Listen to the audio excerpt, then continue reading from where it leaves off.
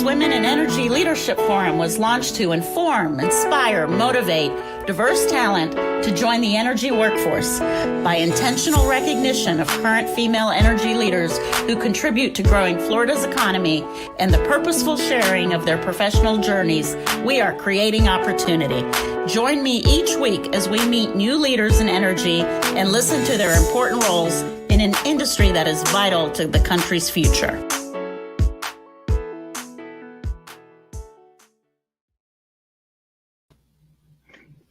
Welcome to our first broadcast for the Florida's Women in Energy Leadership Forum, and I'm thrilled our first guest is former chair and sitting commissioner of the Florida PSC, Julie Brown. Wow, Julie, I'm thrilled you're our first guest. Thank you. Welcome. You have such an accomplished career. Any intro I make of you will not do your career justice, but let's do this. So let's refresh everyone's memory. You are in your third term of the Florida PSC. Commissioner DeSantis, just because you didn't have enough to do, Commissioner DeSantis just appointed you to the Women's Suffrage Centennial Commission. You serve in various committees on NARUC, including the NARUC Gas Committee. You're on the Southeastern Utility Association Board, which has a partnership with the Department of Energy and working with Puerto Rico on their storm restoration. And and of course, you are wife, mother of two, of kids that are still in school. Are you tired of hearing that? Oh, there's a few other little tiny things in there too. Right. Yeah, I'm tired. But I'm excited and energetic and really enthused to be here. I love what you're doing with this forum. Thank you, Commissioner. And where are you now? Let's talk about where you are and how the commission has responded to COVID-19. So this is our 1926-27 house. It's an old Mediterranean house that is really falling apart right now. This is my workspace. Our office. I have a little dog right next to me who is, he knows when I sit in this chair to just kind of be mute. It is a great environment, actually. So state employees have been, the non-essential employees are encouraged to work from home due to COVID. So we have really kind of rebounded really quickly to be able to all of our meetings are virtual. Every day we have some type of, whether it's a national meeting or a conference or an event or a state commission meeting, we are doing everything virtually seamlessly. And I'm really proud of the commission staff because they've just taken the ball and run with it. We have hearings that witnesses, cross-examine witnesses via live stream. So it's a really interesting time that we're in. It's interesting to me, Commissioner, every chairman has to address some emergency in their 2-year term on the Florida PSC. Yours obviously was the back-to-back hurricanes during your term. When did you serve as chair of the commission, and what were some of those emergencies for you? Thank you. Wow, it was a challenge because I served a 2-year term. I think it was 2015 to 2017, somewhere during the Hurricane Irma. We had a hurricane that went through Tallahassee during a 2-week electric rate case, and we were put under pressure to expedite it, but we did it in a way that everyone had an opportunity to participate in the hearing process. It was a challenge. We had not just the hurricanes, but we also had almost every electric utility came in for a rate case. So as chairman, you're not just the chief administrative officer, you're also chief judge. So it was quite the challenge, and also to get in the field post-hurricane to see the type of restoration efforts that were going on, to see what the commission could thereafter do to make restoration a more efficient process. But you made some decisions there early on as a result of the hurricanes, Commissioner. You wanted the commission to take a forward-looking view of hurricane restoration and customer communication. Do you want to elaborate a little bit on your leadership role in that regard? Thank you. I appreciate that question. It's an area that I'm proud of, not just for our state, but really other states are looking on emergency responsiveness based on the efforts that Florida has done. So after Hurricane Irma, nearly all of our counties in the state of Florida were affected somehow by Hurricane Irma. So the commission, we decided to take a forensic approach to analyzing how our storm hardening efforts have been affected, and whether storm hardening is working, whether our hardened poles are working, whether we need to improve our tree trimming cycles. So after the 2005-2006 hurricane season, we had 10 storms. The commission implemented really robust storm hardening initiatives, and so it wasn't until Hurricane Irma really that we were impacted. So we looked at it. So our staff and the utilities and all collaborated to partake in a process where we could analyze the data and see if it's working. So we ultimately produced a report. We gave it to the legislature. We gave it to the governor. We said, look, our storm hardening efforts are indeed working. Restoration times are significantly down from the past 10 years. Undergrounding obviously performs a little better than overhead. Hardened performs better than non-hardened. And so these efforts ultimately, I think, and the report ultimately led to a law that was just recently passed in our rule in 2019 to really put an emphasis on hardening efforts, because we are in such a vulnerable state. And I think we've gotten a lot of attention on it, and across the nation. The Commonwealth of Puerto Rico looks to Florida as a guide of how to make a more resilient grid. And I'm sure that contributed to your appointment to the Southern States Energy Board. And sadly, Puerto Rico is still dealing with some of the impacts from the hurricanes that came to Puerto Rico. What is the status of the work of the board and the partnership with the Department of Energy?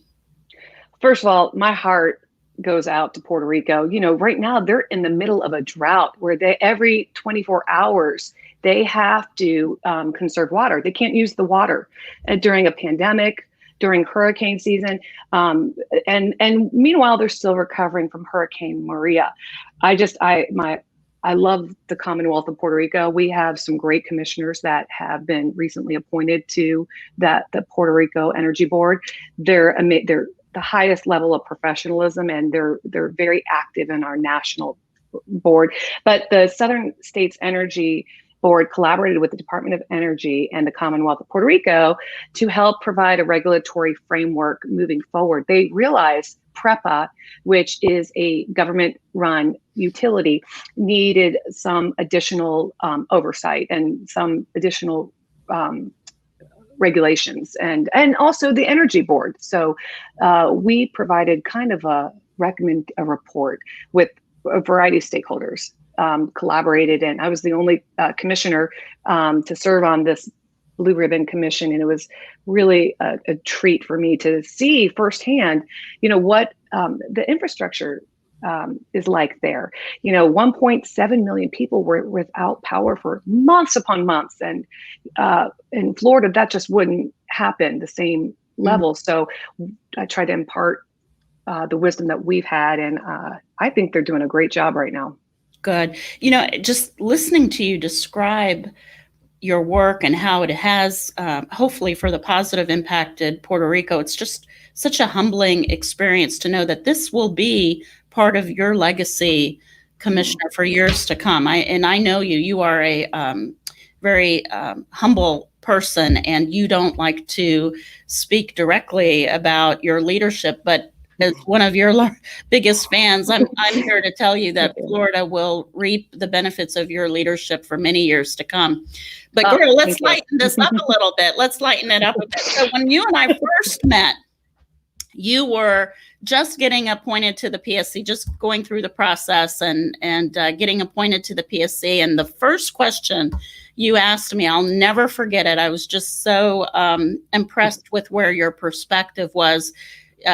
When I was appointed, my children were at a young age as well, my first two, and I think very similarly, yours were at those ages, and you wanted to know what impact it had on the kids and how could you do your job 200% and yet give the kids the attention that they needed. And so I'm going to circle back around and ask you, how would you address that? I'm going to put it back on you now. Well, what do you think of the work-life balance? It is not even a thing, okay? Everyone asks that. You hear women CEOs say work-life balance. You hear teachers say work-life balance. It is very difficult to have that perfect balance, scales of justice, right? It is, when I first got on in 2000, I got appointed in 2010 by Governor Christ and then reappointed by Governor Scott in 2011, like in January, my term started. And it was hard because I physically live in Tampa, Florida, which is a distance away from Tallahassee. And our daughter is a distance away from Tallahassee. That is the truth. That is the truth. And we said we would absolutely live in Tallahassee if that is the position, if that's what the job required. Well, guess who got to live in Tallahassee?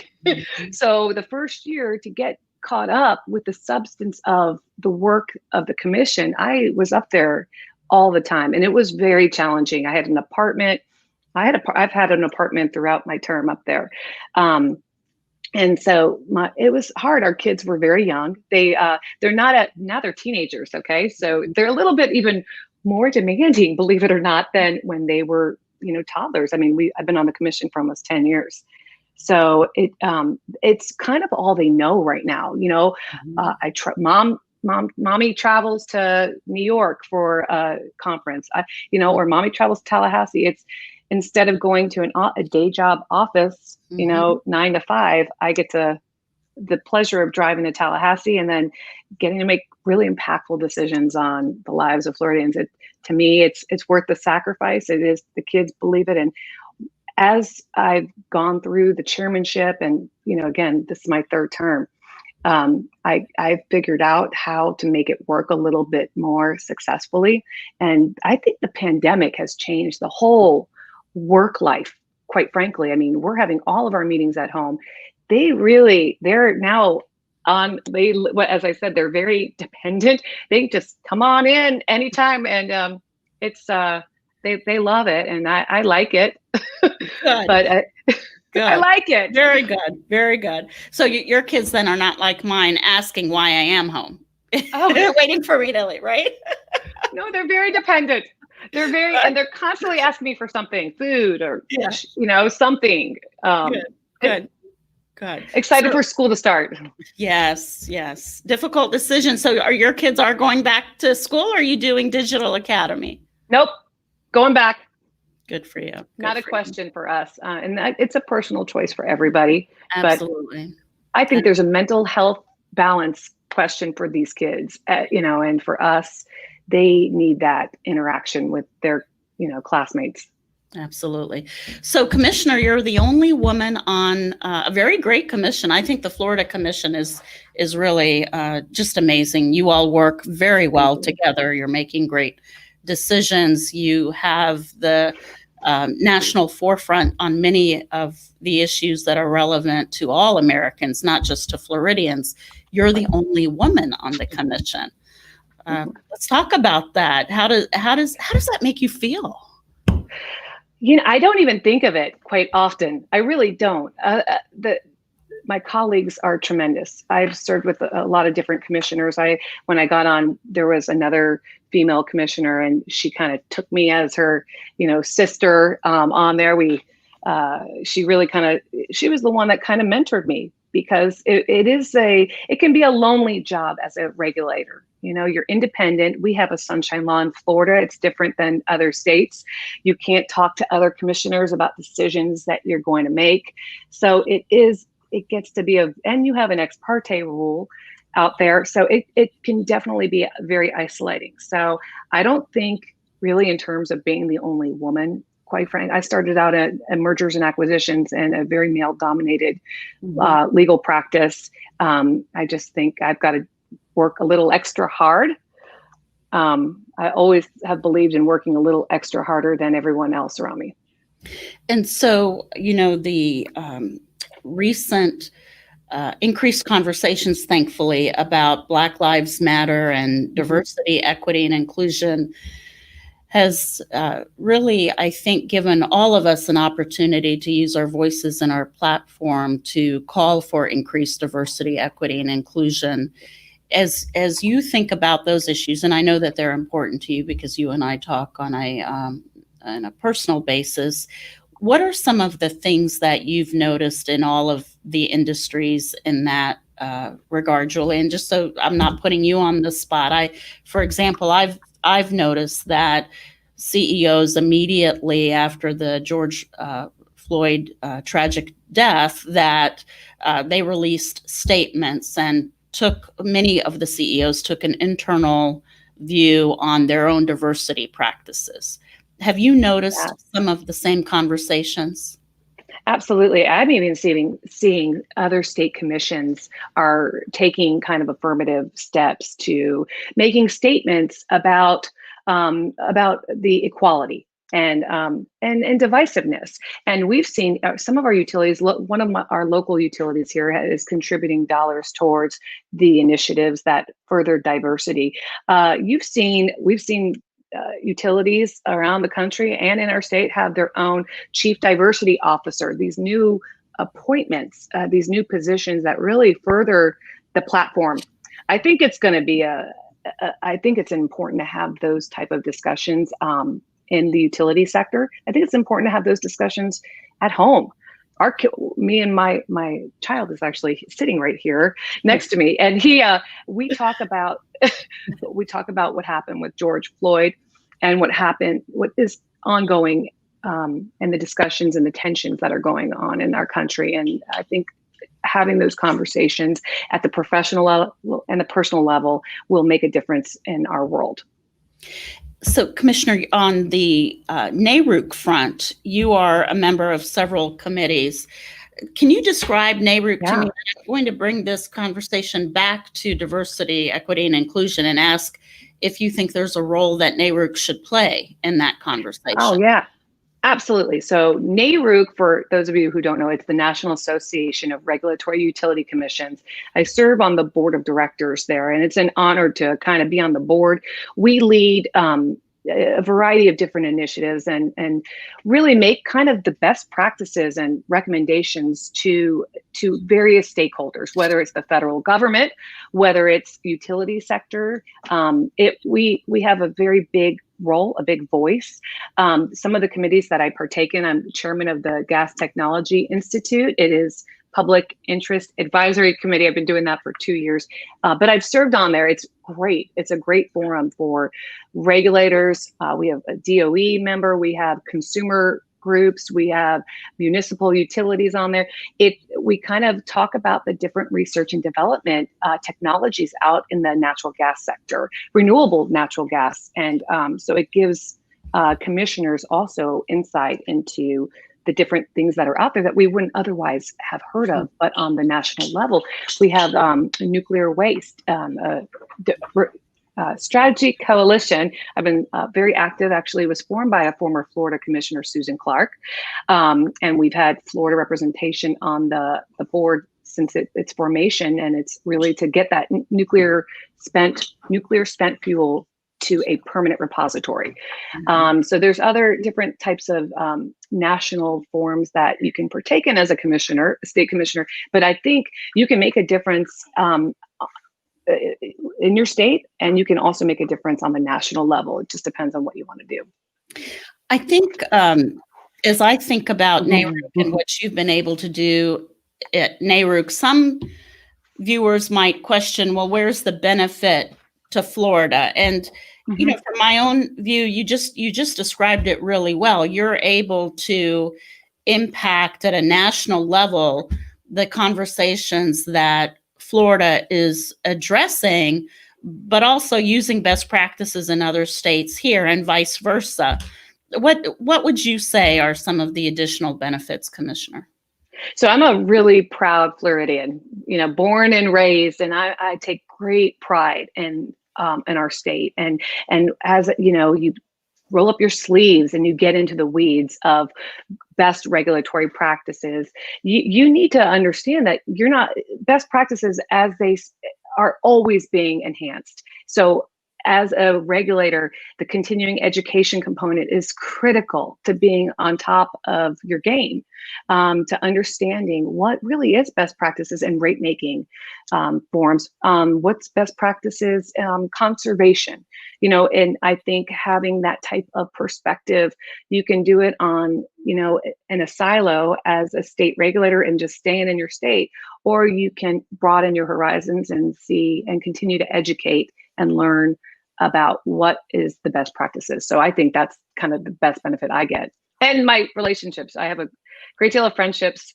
from regulators that I can actually talk to around the country, and it's nice too. So, Commissioner, we have our first audience question, and the question is this: what can we do to promote more female public servants? And I guess they need more women agreeing to do public service. Well, I love that. And if I could be a public servant for the rest of my life, I absolutely would, and didn't have to send my children to college and all of that. But I think it's mentorship. It's hard. Women supporting women is, it is just, I can't underscore the importance of it.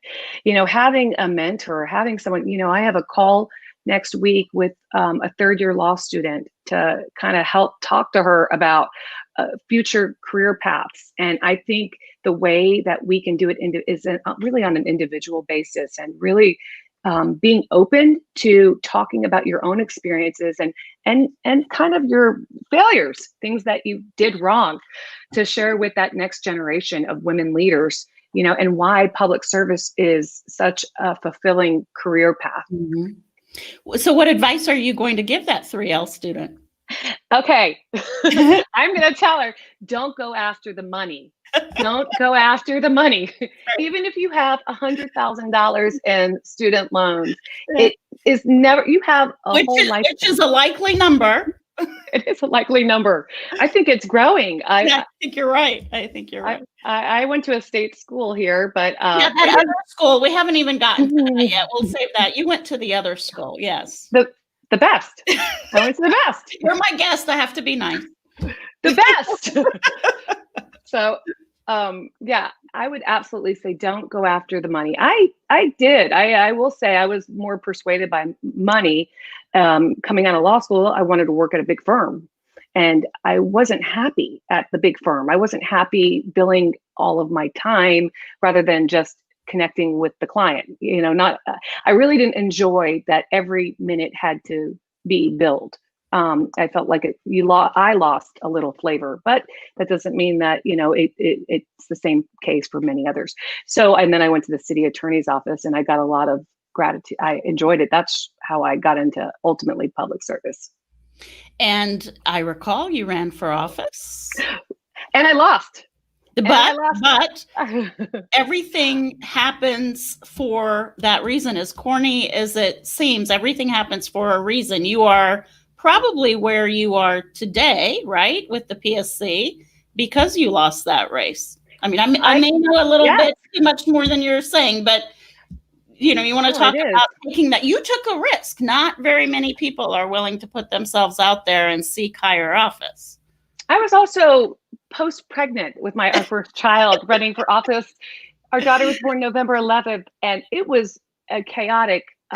We decided, though, I had already committed to running, and I left the city attorney's office to run. I went in-house with a big publicly traded company. They supported it as well. And, they said, listen, during your maternity leave, hey, run for office. Well, it opened my eyes to the whole process. I'll tell you that, I've running for office and I ran against an incumbent who was very popular in South Tampa. He's still he's at in that position still. He was very popular. I thought, I'd worked as a city attorney with him and, as a council member.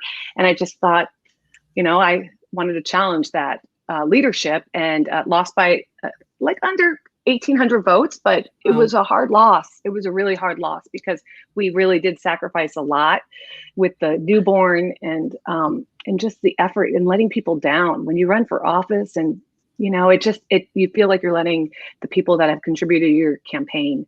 It just really stinks to lose. It stinks. but they always say character is built with how you stand up, and you've stood up really, really well, Commissioner Julie. Thank you. And Thank you. and I think the state is better for it because you've had a statewide impact. So let me ask you this: Did you know this is what you wanted, whether it was going to be running for office or a gubernatorial appointment? You've been appointed by 3 governors. Not many people can say that, right? So clearly this is not what you thought you'd be doing when you went to law school. You're right. I did not think I was going to be I don't think any regulator, except for maybe 1 or 2 that I can think of, ever thought they were going to be a regulator. I did get a taste of, leadership and service. I mean, at an early age, and it kind of followed me throughout my middle school, high school, college. I always knew that I wanted to serve. It just makes me feel better. And I knew that I was going to do something. I didn't really enjoy running for office. It's a tough, grueling job, but I knew I wanted to be in a position to make a difference on a statewide level, really. Well, so you've mentioned that college again. Let's just go ahead and get it out there. Where did you go to school, and how did it prepare you for your career? I'm a double Gator, okay? And so we are, I told you I'm a proud Floridian. Well, I'm an even prouder Gator. I am, born and raised in Fort Myers, and my parents are Nittany Lions. They're big Penn State fans. Well, I always was a Gator fan. So I either wanted to go to Vanderbilt or UF. There wasn't a lot of in between. So I went there undergrad and law school, and that impact. I was very active in college from the start on a lot of different groups, and it's crazy that impact. We have 2 of the 4 cabinet members are former Gators, colleagues of mine. Yes. I was Blue Key president. They were Blue Key president after me. We've been friends, and women, by the way. There weren't a lot of women in Blue Key as presidents. So it's great to see them thrive and, love supporting my fellow Gator and fellow women. Absolutely. The other question that's come in, I'm going to assume it's come in from a student. What advice would you give in terms of involvement at school to prepare you for your career? I love that. Oh, that's great. I think, for me, I think it's important to get involved because it helps you not just where you are today in college, but it helps you in the future. Whether it's student government, Panhellenic, community service oriented, organizations. I think it leads to lasting friendships that will help you throughout your career and really in your personal life. I have a friend that lives 2 streets over from where I live, and we've known each other since we were 18 years old and and we were very involved in Panhellenic together. And I think those are meaningful relationships, but also can help you in your career path, quite frankly. And I would add to what you're saying, and I think you agree with this, is to keep your options open, right? I think students today, certainly in this environment, even more important than maybe when you and I went to school. Yeah. Keep your options open. Don't have in your mind that you've got to go to law school and then be a practicing attorney, right? We both know people that have graduated from law school, sat and passed the Florida bar, and really have no interest in practicing law. And we also know more successful or equally successful, very happy engineers and accountants and HR professionals. It's really about doing what's right for you, right? Absolutely. So and this is some advice to give to folks who are in undergrad, and you don't think of yourself as a lawyer. I was in the College of Journalism. I wrote for the school newspaper. I loved being a reporter. My senior year, I decided I am not going to be a reporter. I'm going to go to law school, continue that. I didn't want to be a lawyer necessarily, but I loved, back in the day, there was Ally McBeal, right? And those legal eagles. That's from the past. Wow. What was it? There were some great shows out there. Yeah. I said, I'm going to continue. They look like they had a good time going to law school. Right. And I really had no intentions of really being a lawyer. And then I enjoyed it. I loved my first year out of law school. I enjoyed the substance and the analysis. So keep your options open. You don't know what will come in your life. Right. Absolutely. So you are a very avid supporter of Florida's Women in Energy Leadership Forum. You were gracious in participating in the very first forum. You've always stayed in touch. You're generous with your time in doing this. Why are those initiatives so important to you, Commissioner? Thank you. Well, I'm really proud of the work that you've done. I love all of the women supporting women forums. I think it's so important, especially in this niche industry, to have a forum like the Florida's Women in Energy Leadership Forum to help support each other, and not just women, but the diversity of folks that want to be in this sector. It's so important. And so I like to hear about how other women have gotten to where they've gotten. I'd like to hear their advice.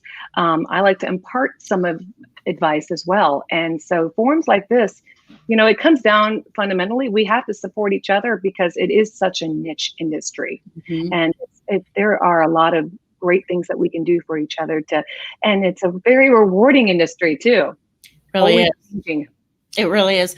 And Commissioner, I think you agree with this. All of the advice you have given and that you and I have spoken about today, it's not unique to women. I mean, I think everything you've just said applies to all individuals who are interested in joining, whether it's the energy, water, or telecommunications in any regulated industry. But I think what we're both very cognizant about is equity in terms of providing opportunity for women and minorities in an industry that does create sustainable high-wage jobs. Right. You and I have both been mentored and championed by men, and I think one of the unique aspects of this forum is it does include men and women because together we move the dial.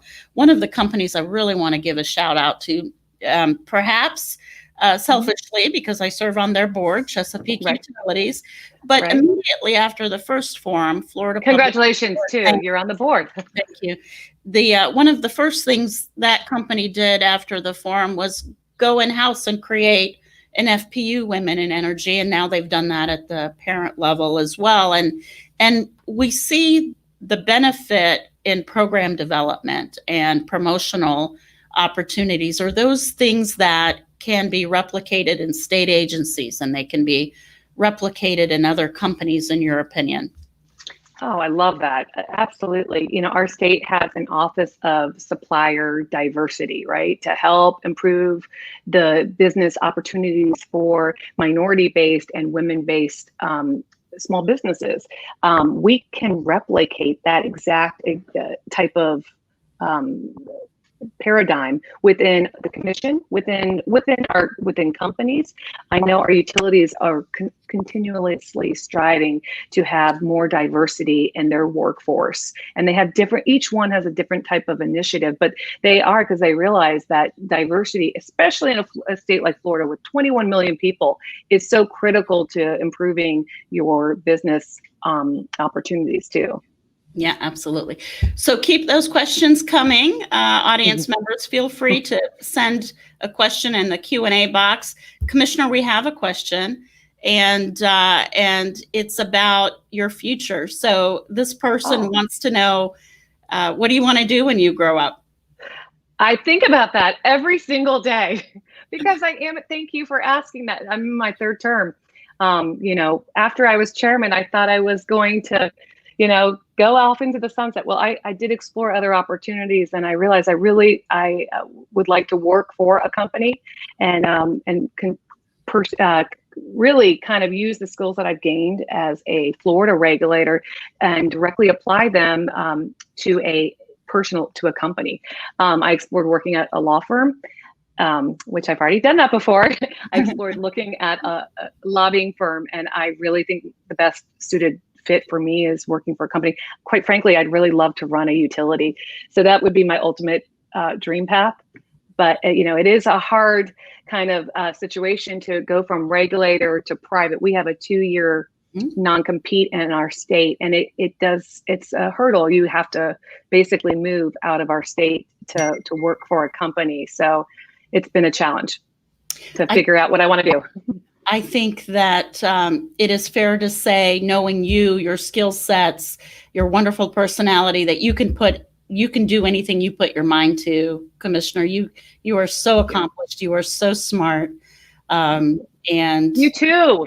You're ethical, and you're really, you've got a wonderful passion for service, and service extends into companies. It absolutely does. So kudos to you on everything you've accomplished. All right, so let's talk about the PSC itself. So there are, I'm sure, viewers that don't completely appreciate or understand the role of the Public Service Commission. Okay. So what is it you do in terms of regulating utilities? You want to talk about the role of the PSC? Yeah, absolutely, because I'm sure if there are students out there watching, they're like, what is the commission? Exactly. Every state, all 50 states have a Public Service Commission. It's a regulatory board. Whether it's elected, there's 13 states that are elected. The rest are appointed.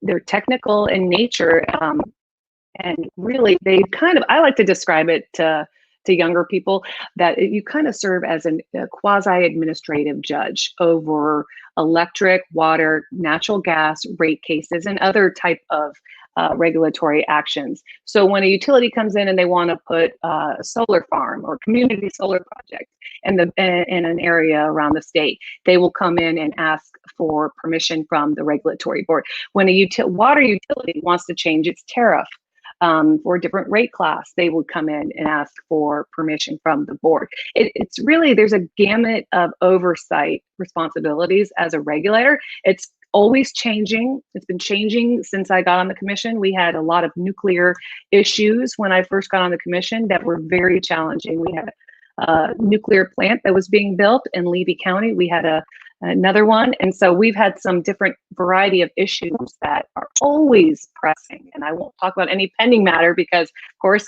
that is prohibited. So, Commissioner, I think one of the roles of the PSC that doesn't have a sincere appreciation or an understanding relates to your quasi-judicial role. You just mentioned we can't speak about pending cases, and that's because you have a quasi-judicial role. So you actually take evidence on cases and make decisions based on the evidence. For all intents and purposes, you are a judge in certain cases. That is right. Mm-hmm. And then we're also in a policy posture in other regards. Mm-hmm. So it's such a beautiful marriage of, judicial, as a lawyer, a judicial and policy. And your oversight comes from the legislature or the governor? It's by statute, and we're under the Senate purview. So we are a mechanism by statute, and we have to go through the process itself to be a commissioner. You go through a nominating council, almost like a judicial nominating council, all out open. They just had one yesterday, interview for a position that for a current colleague of mine. And then you go to the governor, you interview with the governor, then you go through several Senate committees. Now I think there's 3 Senate committees. Back in the day it was 2. And then you get voted usually the very last day of session by the Senate to either be approved as a commissioner or not. That whole process is like a year long. Add in it, if for 2 of us, we coincide with the governor's term. If you get a new governor elected, then you also could be susceptible to being pulled. So I've had that 3 different times. So I've gone through it 3 times. Crazy woman. kind of my biggest, I'm really proud of that because it is hard to continue being a commissioner after the various thousands of decisions we've made and to stay on as a commissioner after. So I'm very Do you grateful. feel like you've gotten to do everything you've really wanted to do for the state of Florida in this role? I guess what I'm asking, we've all hated this question, but do you have any regrets? No regrets. I'm so proud of certain actually policy drivers that I've kind of been, and there, I had a couple of failures in there, but ultimately I don't regret any of them. I'm happy where we are with regard to electric vehicles in our state. I'm happy where we are with resiliency. I think we're really leaders. I'm happy with regard to our commission. We scrutinize charges. I mean, the most minutia, and I'm happy because we need to do that for the public. So I think some of those legacy items are things that conservation, things like that. Those are legacy items that that I'm very grateful for, but I don't have any regrets. I've given my heart to the state of Florida and I'm really proud of it. And the sacrifices have been worth it. Absolutely. Absolutely. And we applaud you for it. So we have a question. What's the role of the PSC in consumer advocacy? So we are not consumer advocates. We are an independent agency. And there is an Office of Public Counsel, which is a separate designated agency that represents all customers in the state. They're a party to almost every one of our proceedings, and they interact as a party. Again, we serve almost as a judge, an independent board, collegial board that kind of interacts with the Office of Public Counsel. They're very actively engaged with the work that we do. I do have an opportunity to see national level of consumer advocates, though they serve on a lot of the boards that I'm on. So you get to hear their perspective on a national level. But it's really, we're all in different silos here. Right. I know, just because I know you, obviously, I know that you have been a proponent of increasing communication with customers, a proponent encouraging utilities to change the verbiage and the way they communicate and the frequency of You remember? I do. Absolutely. I do. I have, as I've shared with you, admired your practices for many years, just so proud of everything you've done. And I know when you became chairman, there were 2 or 3 things that you wanted the state agency to accomplish. One was making it technology friendly, user friendly, right? The second was bringing it into the 21st century in terms of practices and policies. And the third, I recall, was customer communication. Yes. Lila, thank you. I appreciate that you remember those. And I have to give a huge shout out to our staff, particularly Cindy Muir and Bev DeMello. They did such a great job and really listen to kind of what I wanted to do. When you're chairman, you have an opportunity to kind of make a big difference in the agency. And so I wanted to have those enhanced relationships with the customers, hear from them. And and a lot of it was technology driven, having portals for customers to comment post-storm. Let's hear from the customers about what are things that our utilities can do to improve interactions with them and other ways. So we revamped the website. Our current chairman, Gary, love him. He's fantastic. And he's also a believer in that customer interaction and how critical it is to the well-balanced overall decisions. Very proud of the work they've done. And so we're continuing to do that. Every chairman's different. They have different priorities, but especially during a time with, luckily, we got all that input from customers post-storm. So it was very helpful to have that before the storm even occurred, before the rate cases occurred. We got a lot of that already put into place. Mm-hmm. We have a question from, I know this person, she is a young professional, and here is her question. What advice would we give young professionals to enhance their networking skills? Why don't you give Lila and me a call and we will talk about that. I would encourage any young professional to reach out. Don't be shy. I get email. I personally get emails from young folks all the time. We have mentorship programs. We have internships at the commission. If you're interested in a field like energy or a STEM area, reach out to somebody that you respect, or somebody that you want that position. I mean, women are very generous in giving their time, and you'll be surprised. You may reach out to a CEO, Tampa Electric. There's a woman CEO at TICA. There's a woman CEO at Duke Energy, and I guarantee you they will respond to your email. They're very generous with their time, and as would I and Lila as well. Yeah, absolutely. You're so right. To collect those business cards, write those, as corny as it sounds, those handwritten. You're good at that. It's just so important, right? And people will remember that's the one that sent me the email right away, or that's the person that sent the handwritten note. You were so right. Don't discard those cards. Have generous CEOs in Florida. We really do. We've got very, very humble management teams at most of the companies in Florida, not just utility. And Marlene, and I'm so sorry, Gulf Power, Marlene Santos. We have 3 female CEOs in our state.